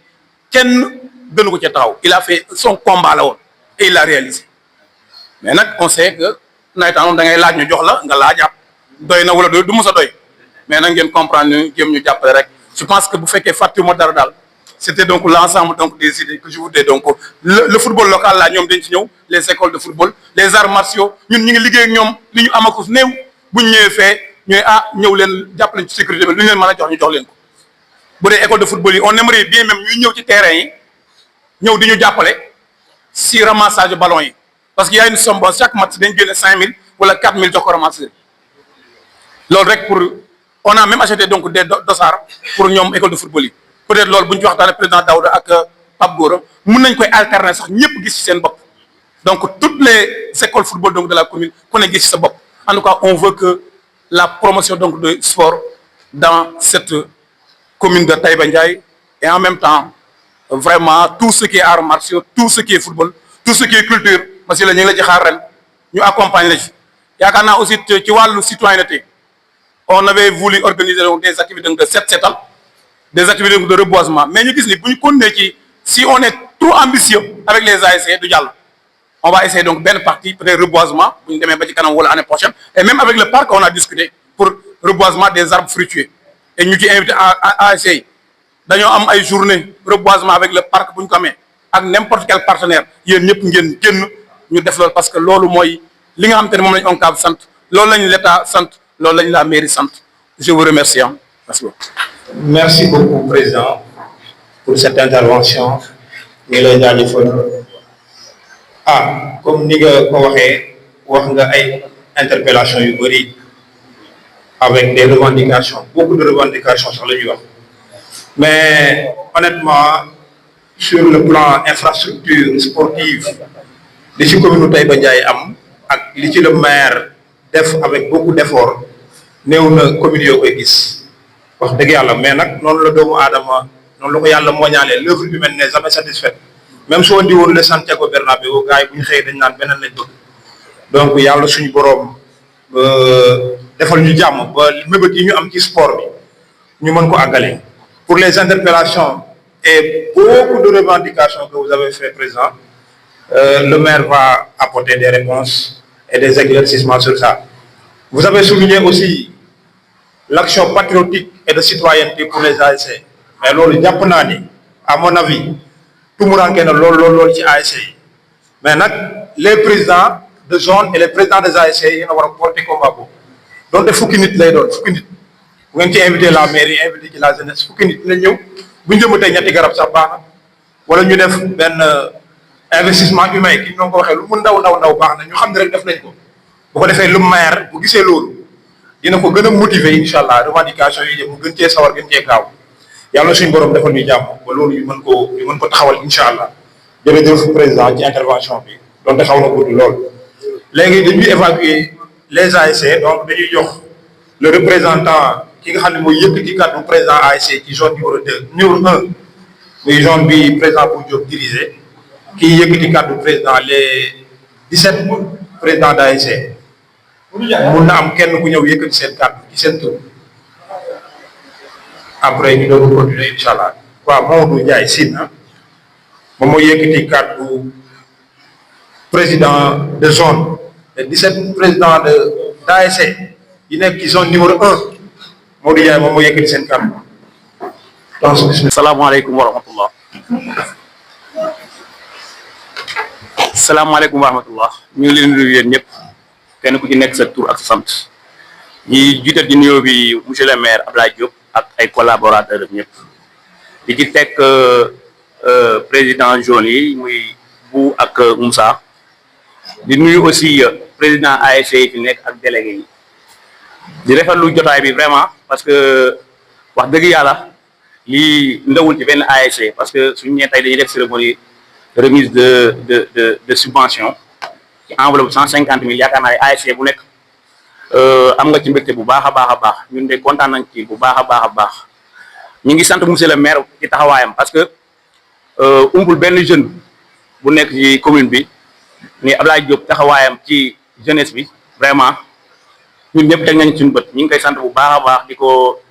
ñaanal yàlla yokk ko bu baax aar ko di am vraiment ay cas de remerciement yu may def au niveau des présidents de l'ASC ci parole bi ma jox vraiment xaw na ma bett tuuti sax mais li leen sant bu baax ci sensibilisation yi ñuy def au niveau des ASC parce que boo xoolee ci niveau zone 1 ba fi ñuy waxee ñu ngi football ci jàmm ak salaam vraiment di def ambiance muy neex te benn violence amul ñu ngi leen ci encouragé bu baax a baax di leen ci sant di wax ni li ngeen commencé ñu góorgóorlu di waxtaan ak supporters yi di waxtaan aussi ak képp koo xam ne nii acteur sportif nga suñuy continuer ci lancé boobu parce que kat football warul ànd ak violence ñu ngi soññ bépp président ASC ak bépp délégué daal lu ñu mën a gën a góorgóorlu ci loolu ñu yokk ko ginnaaw loolu aussi ma am benn kii bu may def tuuti rek bu sax wax na ko muy projecteur au niveau ci stade vide village parce que boo xoolee vraiment loolu demande la boo xam ne ni képp ku nekk acteur sportif ci commune Taïba Ndiaye loolu yitteel na la parce que boo xoolee actuellement boo fa ñëwee rek match bu fekkee da nga am habitude di fa ñëw match da ngay xam ne lii vraiment demande la boo xam ne nii yitteel la ñëpp te lu jaadu la ñi ngi koy ñaan monsieur le maire daal lépp lu mën a def ak comme képp ku mën a collaborer ba stade vide village yi am ay projecteurs ba ñu mën di ci football vraiment guddeeg bëccëg bu ñu neexee ñu dem football loolu yaakaar naa ne yokkute lay doon di leen sant di leen gërëm di wax merci beaucoup maa ngi jégalu si stade yi. Merci beaucoup le président de l'ASC Sine, le représentant des 17 présidents de la zone numéro 1. Merci beaucoup ci kàddu yi rafet na mais sa ASC bi gagné-gul de donc ñu continuer waxtaan bi jox aussi le représentant des 9 présidents d'ASC de la zone numéro 2 monsieur Amadou Ndiaye. Amadou bismillah. salaamaaleykum mbooloo mi ñoo ngi leen di nuyu yéen ñëpp kenn ku ci nekk ci turam ak santam di jiital ci nuyoo bi monsieur le maire Abdoulaye Diop ak équipe bi mu àndal bépp ñoo ngi leen di nuyu waaw di ci teg président ñaari zone yi muy Issa ak Bou di accès sama intervention ci ñaari point rek pour mu gaaw bi ci jëkk sant la jëme ci lim nu defal beneen bi ci des ay suggestion la di sant ci sant yi ñoo ngi sant bu baax le maire Abdoulaye Diop parce que ku gërëmul nit doo gërëm yàlla doo sant yàlla Abdoulaye Diop vraiment jàmbaar dëgg la parce que li ma gën a kii sax mooy bin ko mujjee dajeeg moom ci lu jëm ci stade du Taïba Ndiaye bi liñ ko proposé ci séance tenante mën naa ni la ko réglé sur le coup la jël téléphone am woote réglé loolu kon donc loolu ñoo ngi la ciy sant bu baax di la ci gërëm di la ñaanal yàlla nga réussir sa mission beneen bi ci des ay suggestion lay doon monsieur le maire daaw bi ñuy joxe subvention yi fii amul woon peut-être prise de parole ci ASC yi mais bi nu paree def nañ ko suggestion am na tamit luñ la waxoon ci biti que ni li nga joxe ñoo ngi la ci sant bu baax 4 millions la nekkoon au temps de Omar Malé bu Diop bi ngeen ñëwee def ngeen ko 5,50,000 francs ñu ñaanoon la daaw bi mu nekkee 5,50,000 ñun la baax na trop rafet na mais bu déwénee nag ci jàpp nga yokk ko ren 5,50,000 nga ko defaat non 5,50,000 sama calcul bu baaxee parce que man dama wax rek jëme ci nawetaan bi quoi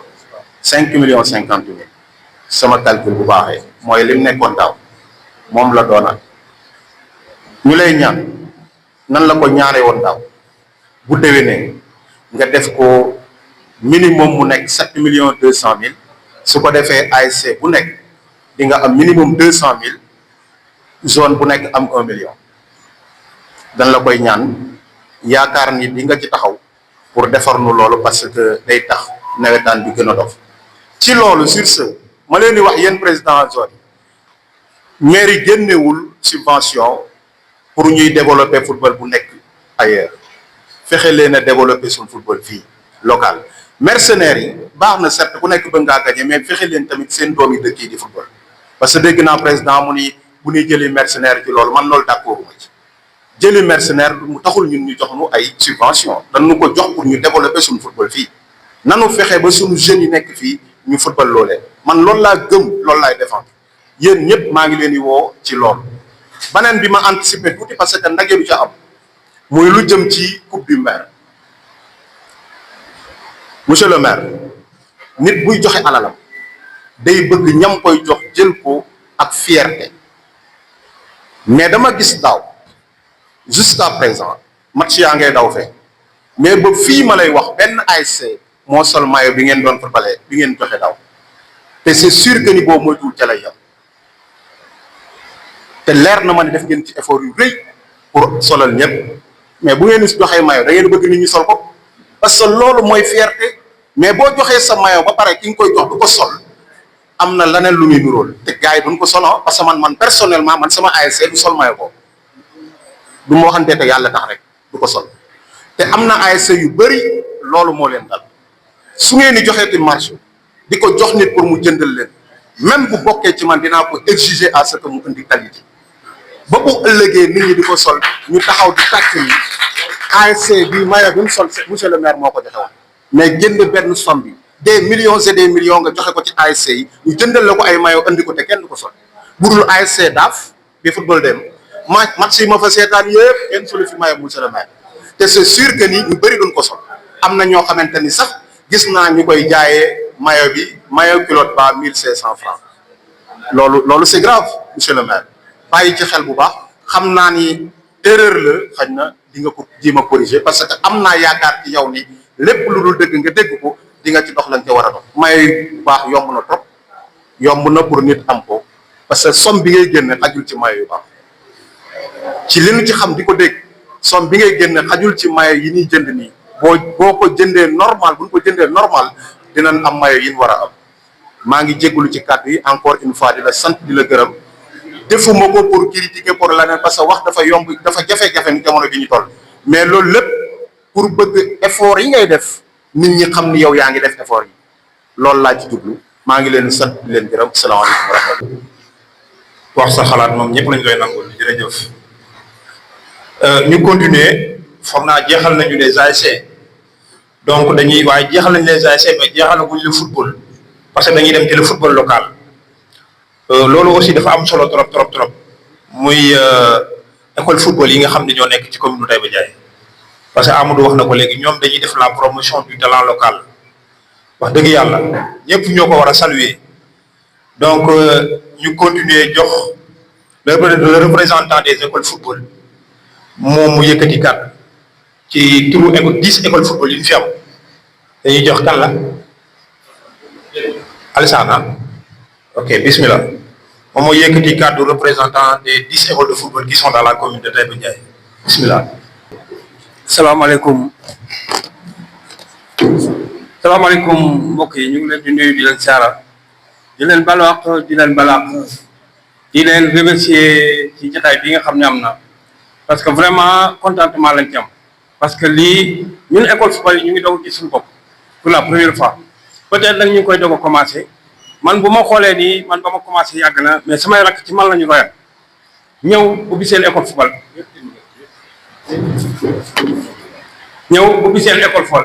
vraiment muy fierté boo xam ne man dama ci am contentement bu baax a baax parce que vraiment bu ñu demee ma di Taïba Ndiaye am na juróomi école football wala Taïba Mbaye am na jigéen muy jigéen di ko dirigé Taïba Mbaye jigéen da ko yor Taïba Mbaye donc kooku fierté la ñu dem Thialé ñu dem Taïba Sanc dem fépp donc école football yi nekk fi am na lu présidence boo wax mais lu am importance la xam nga président boo xam sama frère bi nga xam ne moo fi jëli parce que ñun dañoo nekk di liggéey loo xam ni produit boo xam ne suñu produit la liggéeyuñu produit jàmm parce que mercenaires yooyu boo wax ni moo yàq suñu football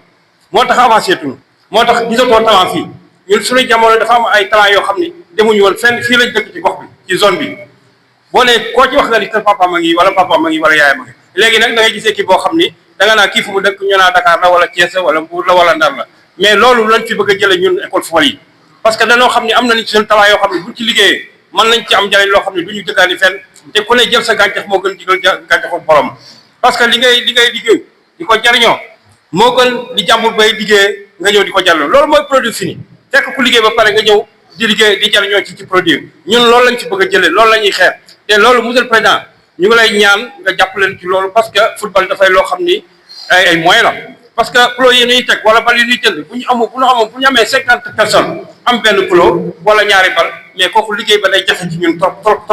il faut que am lu matériel bu doy mën a liggéey ci xale yi li nga xam ko si ñëw ñu def ko ci xale yi parce que am na ñoo xam ni bu leen jàppale ñu dem gis nañ fi ay jeunes talent yoo xam ni vraiment bu leen jot président yi di la remercier nag di la ñaan di remercier sama frère yi ñaari président zone yi samay frère la ñu nee naa leen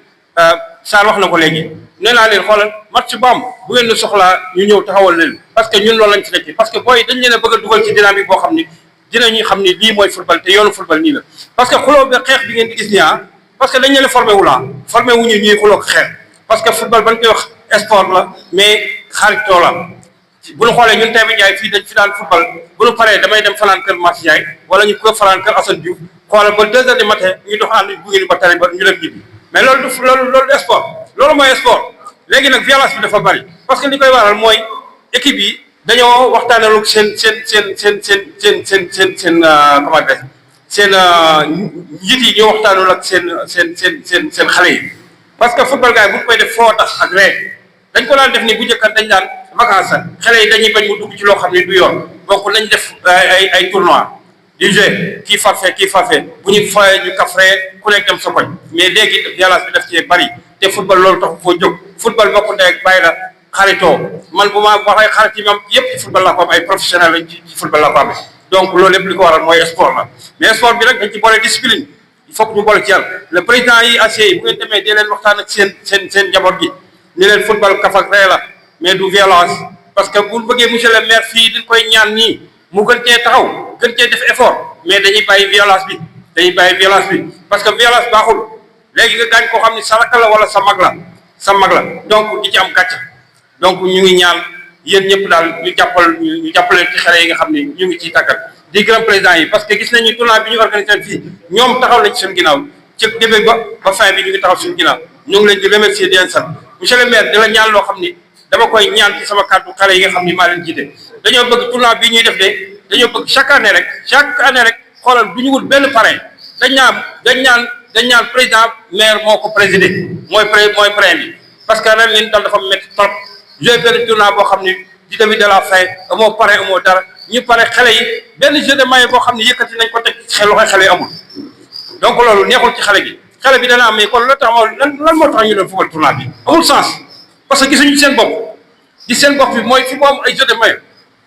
ñu gis seen bopp ne équipe bi lii la gagné donc keneen ki bu déwee ne bu bëgg a def effort mu liggéey pour ñëw foofu mais cette année ci ñun loolu moo nu dal donc ñu ngi lay ñaan ni lii wala gée na nga ci taxaw ak lépp loo ci mën a taxaw président yi de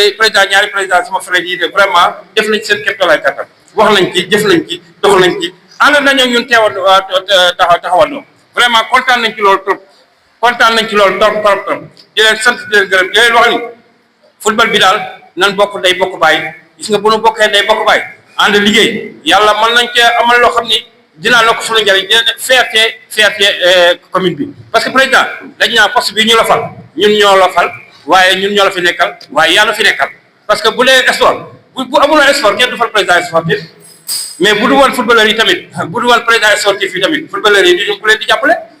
mais président ñun ñu ngi lay ñaan di leen ñaanal yàlla na leen fi yàlla bàyyi li ngeen bëgg yéen a xam ñun it da ngeen ñuy jàppale parce que li gars yi wax ni football dafa yombul de football moyen léegi la te il faut que pour ñu génne jeune talent yooyu il faut que ñu am matériel bi nga xam ne mën nañu liggéey ñoom ñii tamit zone bi ñu nekk dañuy gis nga bu ñu bëggee affaire yi dox il faut que ñu jàppale leen ci li ñuy wax parce que loolu moo koy doxal ma ni boobul tànk du dox day raam ci koy raam doo gaaw a àgg te ñun dañoo amee tànk bëgg a dox jàppale leen ñu avancé football développé football ci suñu commune bi parce que li am ci département yëpp mën na am ci suñu commune bi parce que lu ay nit dafa nekk di ko defar ñun ay nit lañu am nañu xam-xam boo xam ne mën nañu ko def donc mooy jàppale leen ñu dem ca kanam ànd ko léegi te ñun yemuñu ci éduquer xale yi rek pour football dañ leen éduquer pour encadrer parce que dañu leen di éduquer ci discipline éduquer leen ci comportement éduquer leen bu ngeen demee fan lan ngeen war a wax wala nan ngeen war a def donc ñun kon da ngeen ñu war a sant gërëm ñu di leen jàppale guddeeg bëccëg fu lu toll ngeen topp suñu ginnaaw bu ngeen toppee suñu ginnaaw rek loolu jaaxle vraiment kàddu yi xaw na gudd te bëgg woon mu gudd maa ngi ñaan yàlla defal jàmm di leen sant di leen gërëm yéen yëpp vraiment. merci beaucoup président kàddu yi am na solo xam naa ni yéen école football yi levier la bu am solo boo xam ne mën nañu permettre ñu découvrir les talents cachés qui sont au niveau de la commune de Taïba Ndiaye parce que am na fi bu ñu leen découvrir def seen promotion mun naa am peut-être le phénomène des mercenaires yi nga xam ni dañu fiy ñëw football te sax am na ci ñoo xam ne yàlla xam doy na dafa gis mercenaire boo xam ni maa ko tane buy dem yóbbaale passe 15 yóbbaale ay dàll yóbbaale ay doxaan ci xale yi yóbbaale loolu je pense que war nañ ko mën a démystifier parce que amul sens am na ci ASC yoo xam ne li ñuy dépensé ci nawetaan ci ay mercenaires te duñu génn pool ba loolu amul njëriñ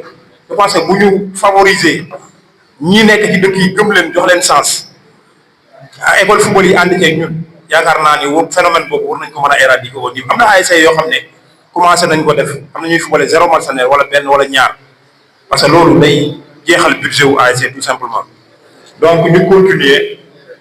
jeexal nañu football bi arts martiaux la ñuy dem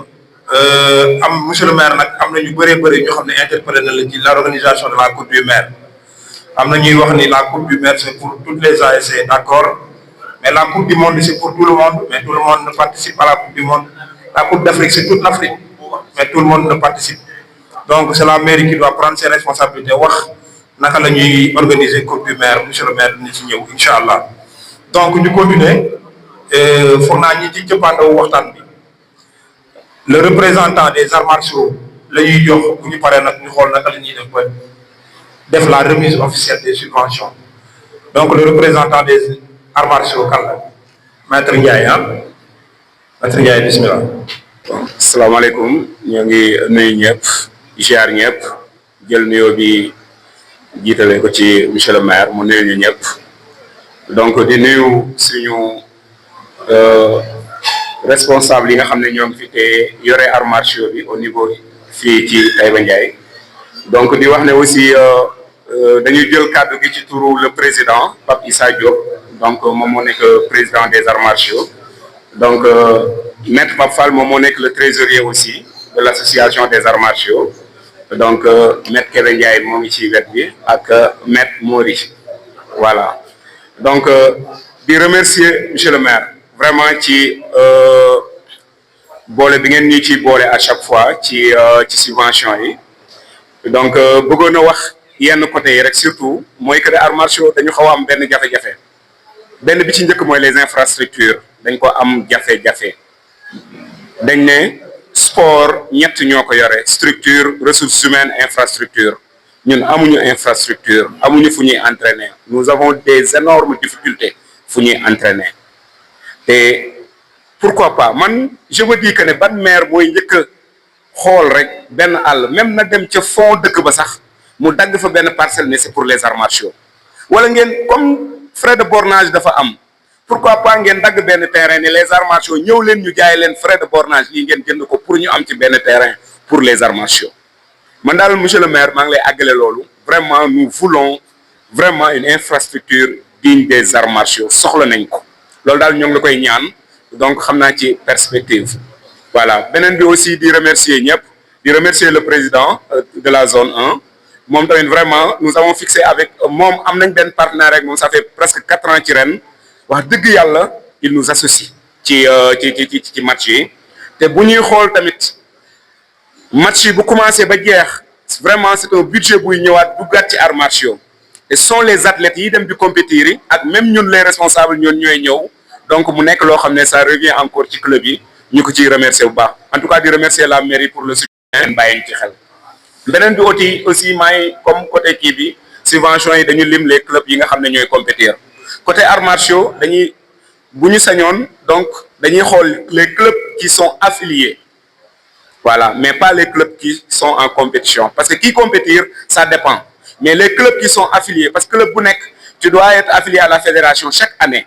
nga dem renouveler ses affiliations renouveler ses licences donc on a manqué ça alors que am nañ ci 5 clubs yoo xam ne ils sont affiliés donc te loolu bu ñu demee bay def cotisation tey jii récemment ñoom ñii ñoo ngi nii moom xam na ci dara quand on fait des cotisations club yooyu yëpp dañuy cotiser bi ñuy dugal suñu récépissé léegi ki nga xam ne bi ngeen di dugal seen récépissé bokk na ci ñi cotiser léegi subvention ñëw ñu ne ko génne nañ la ci foofu xam nga ne dina xaw a ñaaw voilà yooyu daal laa amoon lu may wax mais jàpp leen que ne aussi li ma xam ci zone bi vraiment les arts martiaux fii li ñu leen subventionné amul benn zone bu koy subventionné loolu aussi je tiens à le signaler te tamit vraiment di leen ci remercier bu baax a baax a baax di ñaan daal d'ici déwén ngeen may ñu des infrastructures wala ci biir kii ba fële stade bi ngeen tabaxal ñu fa dara wala ngeen ñu wax ñu ne fii yéen a ko moom ñun ñu xool naka la ñuy def waaw loolu daal ñu ngeen koy ñaan voilà merci encore. jërëjëf maître Ndiaye kàddu yi am na solo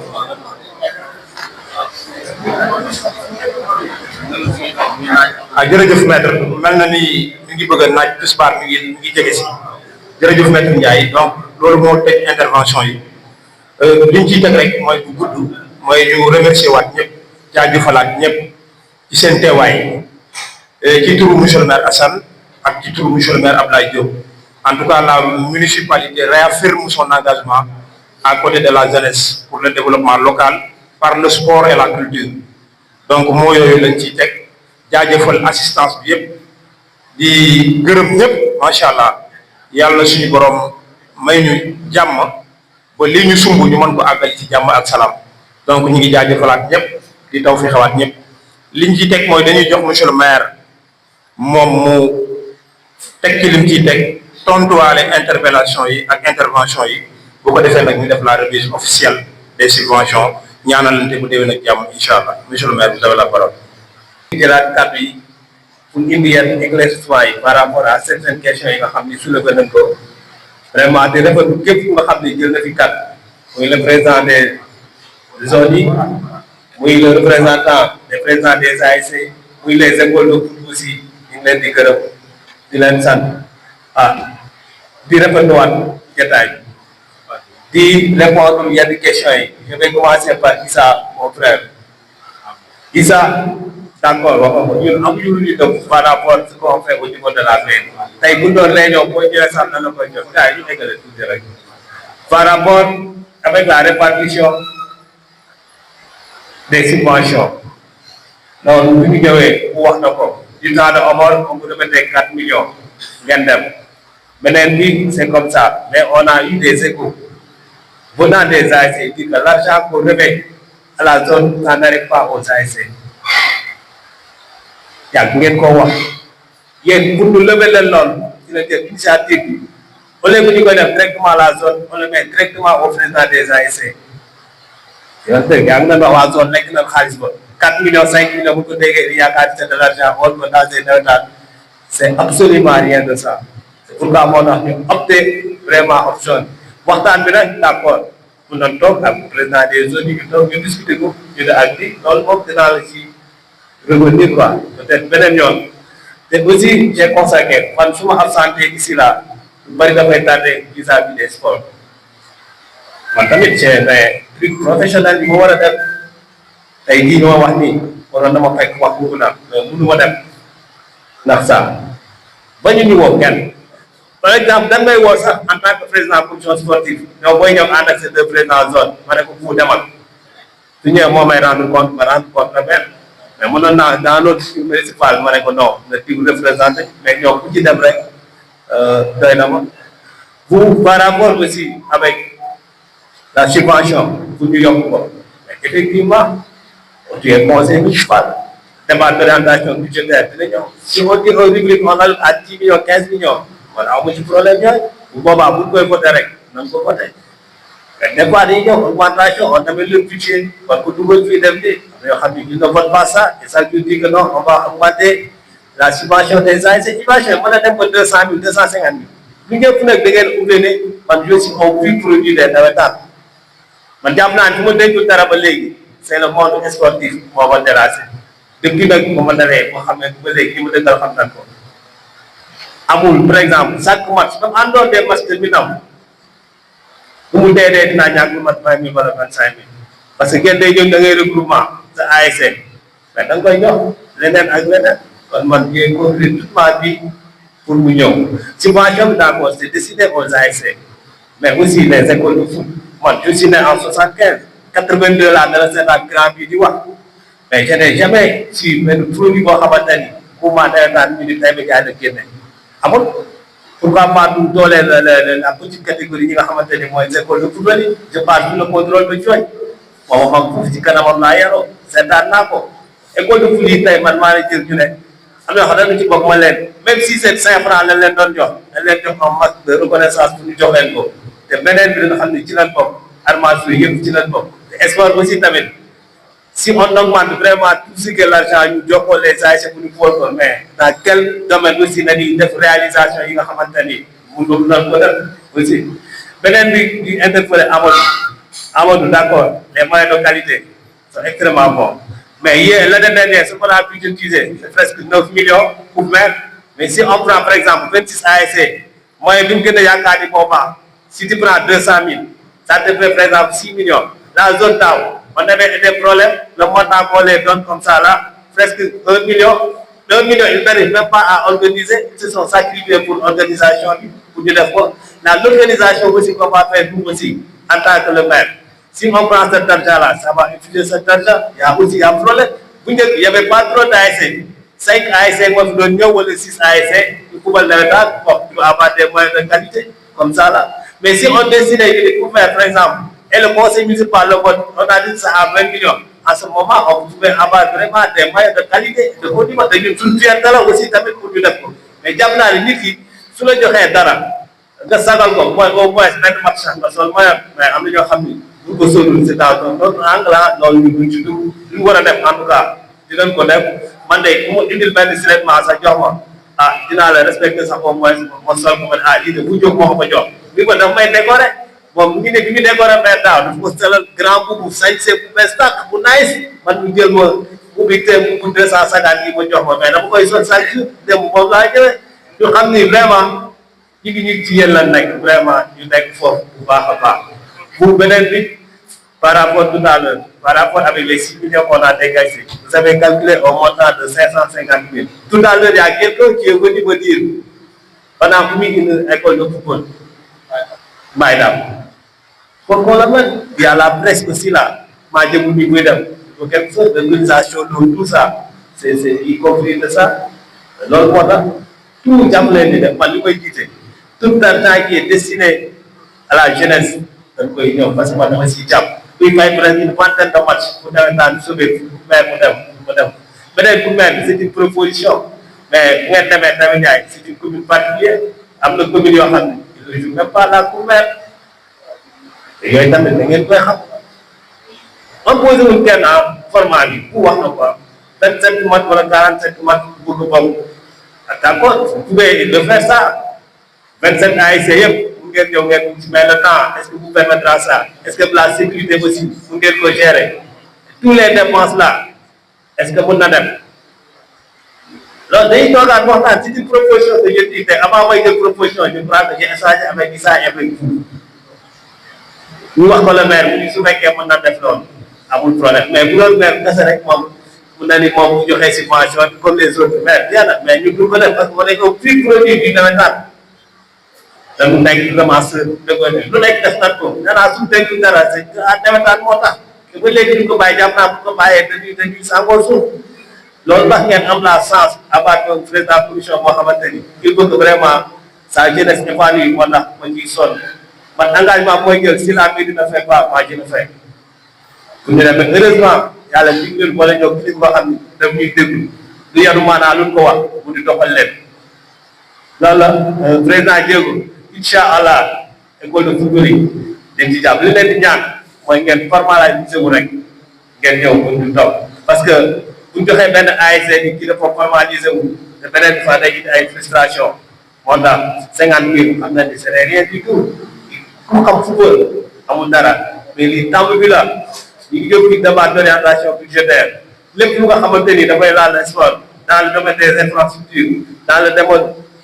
de l'encadrement aussi ah bu ñu ci doxalee su ñëwee du génn ñëpp xam na ni actuellement football dafa développé la commune de Taïba mérite d'avoir des stades de haut niveau chaque jour fu ma toog moom laay wax monsieur le maire moom lay wax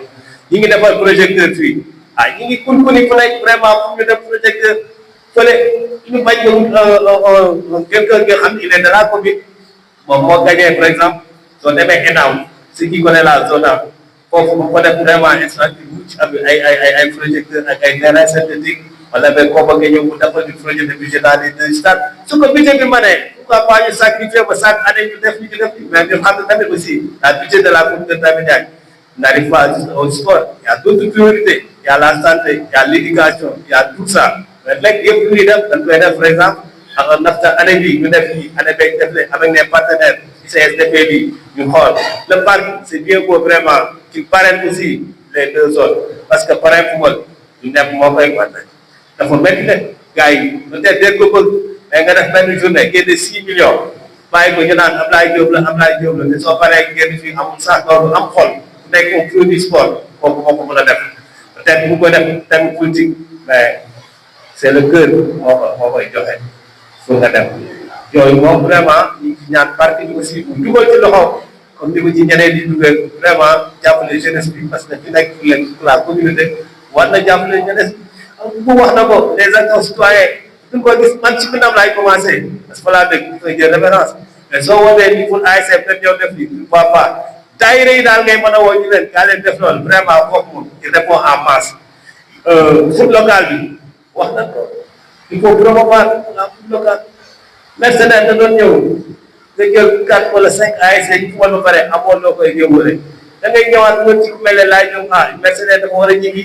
yow veille match da ngay joxe bii match da ngay joxe après match da ngay joxe durant toute l'année da nga koy joxe kooku boo dëkku nag ku mel ne laay jóg mu am gàllankoor moom mais il y aura des problèmes mais ki nga xam ne bi dëkk nag nekk fii mooy borom dafa mais am na ñoo xam ne dañuy dëkk ci dëkk bu pare war a entraîner war a défendre seen village mais duñ entraîner wul tamit nag gars yi dañuy dem ci ay joueurs y a beaucoup de facteurs yoo xamante ni vraiment mënuñu ko gisee en tout cas daal ñu ngi remercier waat ñëpp les arts martiaux stade bi yaatu na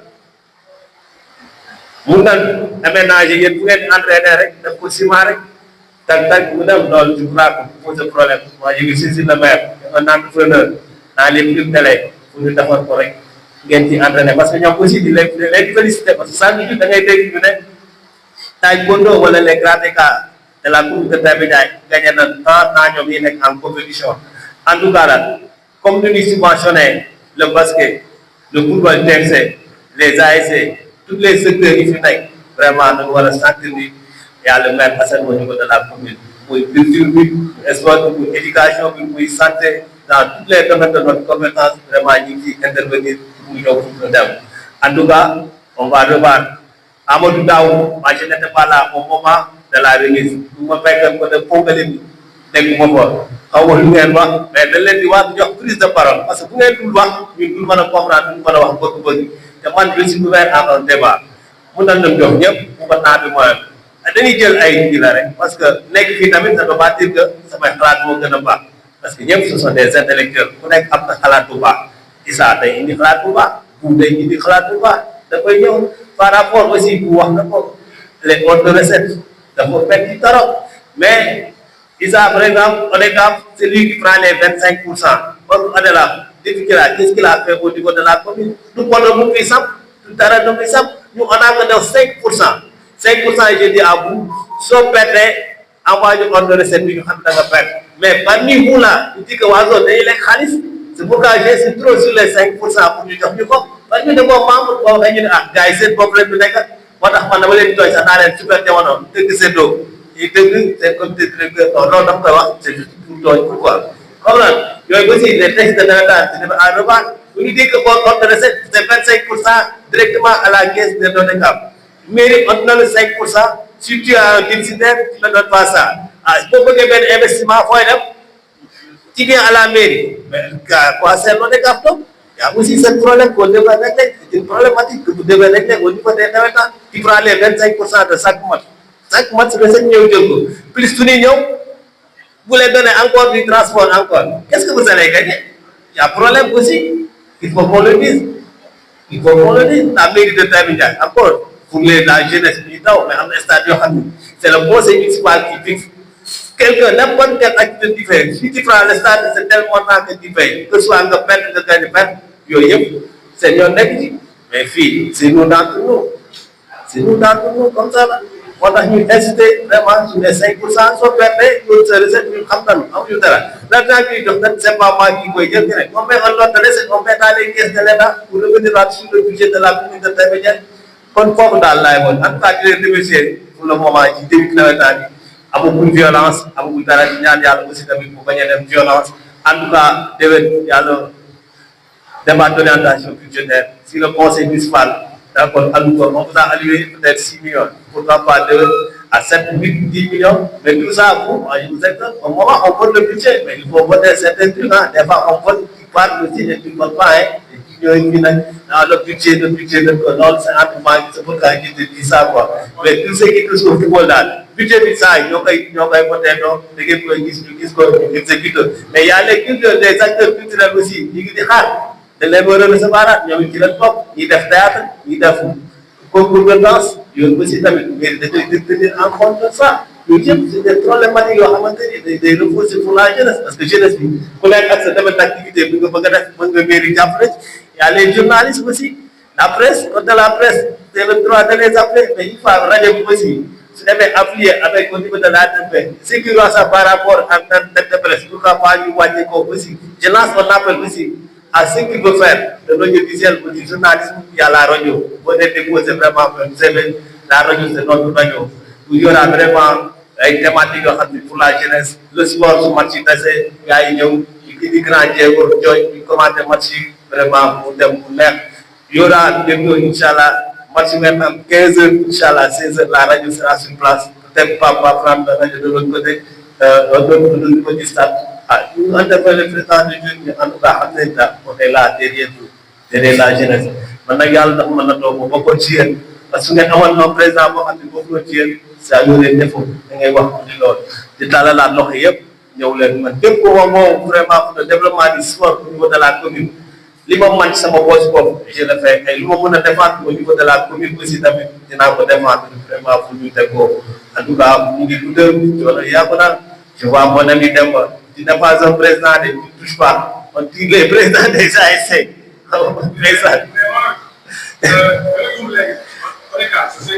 c'est 5%. Ah ouais, c'est bien, c'est bien. Mais ce que je dis,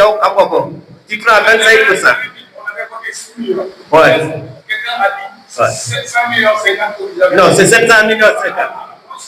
Ouais. Ouais. On avait coté 6 millions pour la subvention des ASC. Ouais. 5 millions, 50. Non, ça il a dit. L'organisation de la prière, c'est 10 millions. C'est 10 millions. C'est 5 millions. C'est encore. Subventionner les exemples de football, et les avances, c'est sur la rubrique des dépenses des restes que vous devez faire. Mais pas toucher la subvention des ASC. Parce qu'il y a 5 millions qui a été concentré sur les dépenses d'hiver. C'est au conseil municipal. C'est ça que je dis. Moi, j'ai dit que les textes. D'abord, là, c'est au conseil municipal. Attends, le conseil municipal, au moment où on le prend, il a l'habitude aussi de le dire. Ce qu'on va revenir, c'est ça que je te dis. Si vous dites que 5 mètres, mais le sport, c'est tout le monde. Le sport, ça a apporté tout, c'est pas uniquement les ASC. Chaque année, vous nous dites. D'abord, d'abord, gars, il va checker la vie foofu. Di ñaanal ñëpp vraiment di remercier ñëpp vraiment yàlla na yàlla defal jàmm di leen remercier yàlla na yàlla defal jàmm merci beaucoup. clôture am na solo xam naa dañuy jeexal nañu cérémonie bi balaa ñuy jeexal rek ñu remercier Abdoulaye Diop monsieur le maire am na ko fi xale ku dul sant yàlla moom doo sant nit ndax Abdoulaye vraiment il fait beaucoup d'efforts pour la jeunesse et le sport local. La preuve daaw coupe maire bi problème de sécurité taxawee ñu ni ko bay fay nangam moom moo jël engagement ni dinañ ko fay ma ni ko Ablaye parce que boobu xam naa ni procédure yi nga xam ni moom la ñuy génnee xaalis ci mairie bi muy yéexee mu ni ma bu ko monsieur le maire bu ko mairie fayal ma fay ko c'est Ablaye qui a pris ces engagements là daaw ñu fekkee ko mu ni man la waxoon ni ma l'essentiel ni ñaata match moo fi am après ñun dañ fay gendarmerie lépp loolu c'est des actions à remercier dañ ko war di saluer Ablaye def na ko xam naa ni sax xaalisam moom moo mujjee dem ci loolu donc ñu ngi koy remercier bu baax a baax beneen bi ci topp mooy ñu ngi leen di jaajëfal bu baax yow ak président Issa président ASC yi fi nekk yëpp les armoires sont les écoles football wax dëgg yàlla séance bi tenir nañ ko en toute personnalité en toute responsabilité on a assisté à une séance apaisée kenn ku nekk wax sa xalaat te vexé woo kenn loolu mooy am solo ci commune Taïba Ndiaye grand débat boo demee conseil municipal après nga wax li ci des donc léegi ñu dem ci remise des officielle des subventions mu mel ni dañuy jëkk a jox la zone numéro 1 ASC yi ñu ko commencé ba noppi après ñu doon continuer incha allah léegi président bu ñu woo mu ñëw jël enveloppe am